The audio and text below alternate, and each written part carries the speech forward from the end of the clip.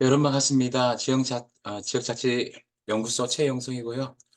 오늘은 구약의 중앙집권과 지방자치, 지역자치 신학에 대해서 좀 얘기하도록 하겠습니다.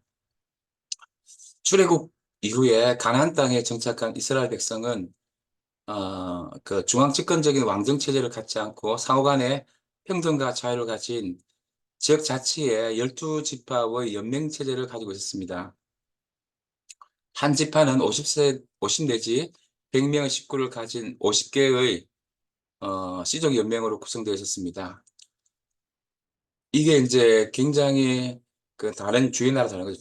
다른 주위 나라들은 중앙집권적 왕정 체제를 가지고 지역을 착지하는 그런 성격이 있는데 이 이스라엘 백성의 장점은 중앙집권적 왕정 체제를 갖지 않으면서 지역에 대한 착지 없다는 거죠.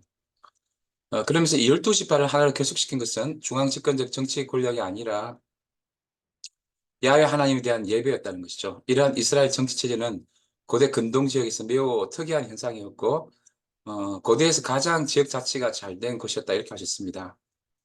이스라엘 중앙 집권적 왕정 체제를 갖지 않고 12지파의 연맹체를 가진 것은 그들의 독특한 야훼 신앙 때문이었다 할 수 있습니다. 참 통치자는 야훼 하나님이시고 하나님의 구원이 완성될 때 하나님이 그들을 다스릴 것이며 인간 왕은 사라질 것입니다. 하나님이 우리 재판관이시며 우리에게 법을 세워주시는 분이시며 우리의 왕이시니 우리를 구원하실 분이시다. 이사야 33장 22절. 그러므로 사무엘은 왕을 세워달라는 이스라엘 장로들에게 거부 뜻을 나타냈습니다. 3상에 보면 8장에 나타나죠. 왕정 제도가 어떤 폐해를 초래할지 그는 잘 알고 있었기 때문입니다. 결국 사무엘은 장로들의 간청 때문에 또한 주변의 이방 민족과 끊임없는 싸울 수밖에 없는 당시의 절박한 정치적 상황 때문에 결국 이제 사울을 왕으로 세웠지만 사울 왕은 실패로 끝납니다. 사울 왕은 이제 이격자의자였고 자기 이제 그 여러 가지 이제 또 사이코패스였고 그 다음에 또 신앙이 좀 없었죠. 그 뒤를 이어 다윗은 이방 민족을 물리치고 나라를 튼튼히 세웁니다. 그는 시온을 정복하여 수도를 세우며 또 블레셋 조석에 빼앗긴 법궤를 예루살렘을 옮기죠. 다윗이 예루살렘에 하나님의 거대한 성전을 짓고자 했을 때 하나님은 예언자 나단을 통해서 성전 건축을 반대하면서 다윗 왕조를 약속하죠. 이와 같이 하나님은 다윗 왕조를 약속하시면서 하나님과 왕의 관계를 새롭게 설정합니다. 왕의 자리는 백성을 억압하고 착취한 것이 아닙니다. 중앙집권 권력을 통해서 옆에 나라들처럼 이렇게 억압하고 착취하는 게 아니라 하나님 주신 땅에서 온 백성이 평화롭게 살도록 봉사하는 것이었죠. 섬기는 것이 왕의 직책이었죠. 왕권의 존재 목적은 그 자체에 있는 것이 아니라 하나님의 구원의 역사를 수행함에 있는 것이죠. 다윗 왕조 이러한 그의 목적을 충실히 따를 때 하나님은 다윗 왕조를 지킨다고 하셨습니다. 이러한 다윗 왕조의 약속에서 우리는 하나님의 약속의 기본 내용이 계속되는 것을 볼 수 있습니다. 하나님의 약속은 그의 계명에 대한 인간의 복종 가운데 성취될 것임을 본문은 암시하는 것이죠. 하나님의 약속은 왕을 통하여 성취될 수 있고 실패로 돌아갈 수도 있는 것입니다. 그러나 이스라엘의 중앙집권적 왕정 제도는 결국 실패로 돌아갑니다. 다윗 왕은 자기를 위하여 생명을 다하여 싸우는 장군 우리아를 죽이고 그의 아내를 빼앗습니다. 솔로몬 왕은 700명의 후궁과 300명의 첩을 거느리며 다른 신들을 섬겼을 뿐만 아니라 중앙 집권적인 어떤 권력을 통해서 많은 세금과 또 국민들을 좀 괴롭히게 함으로 말미암아 결국 나라는 남과 북으로 분열되고 멸망 위기에 봉착합니다.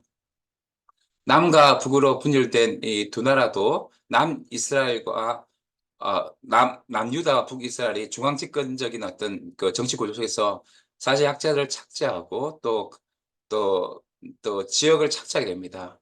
그래서 이 예언자들은 왕들 위시한 정치 지도자들에게 정의를 구하라고 그렇지 않다면 공의를 물같이 정의를 하수같이 흐르게 하지 않다면 국가의 멸망이 있다고 경고하고 하나님 율법을 지킬 것을 요구하지만 그들은 중앙 집권적인 어떤 정치 구조 속에서 계속적으로 사회학자들과 지방을 착취해 갑니다. 결국 그들은 예언자들의 경고와 요구를 무시하죠. 아모스와 또 미가와 또 호세아와 또 예레미야 이런 모든 사람들의 그 경고를 무시하죠. 이러한 역사 상황 속에서 예언자들은 야훼 날을 선포합니다. 이 날은 고의 날이 아니라 파멸의 날이요, 빛의 날이 아니라 어둠과 불안과 공포의 날입니다.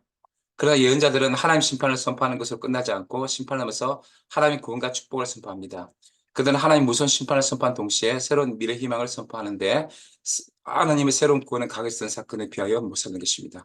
네, 지금까지 결국 구약은 처음에 지역 자치가 잘 이루어졌지만 그 중앙정권적인 어떤 그런 구조로 말미암아 사회학자와 지역이 착취된 것을 보여주는데 현대적인 적용점을 봤을 때는 저는 이렇게 생각합니다. 결국 어, 그 하나님 경외 신앙과 함께 시민민주주의와 대의민주주의를 수행한 것 동시에 이 대의민주주의도 가두제화되거나 진영 논리에 빠지거나 중앙집권화 됐기 때문에 지방자치, 지역자치의 어떤 그런 민주주의 정치를 통해서 지역을 확대하거나 식민하지 않는 그런 정치가 성경적인 정치라고 생각합니다. 네, 지금까지 지역자치연구소의 최영성이었습니다.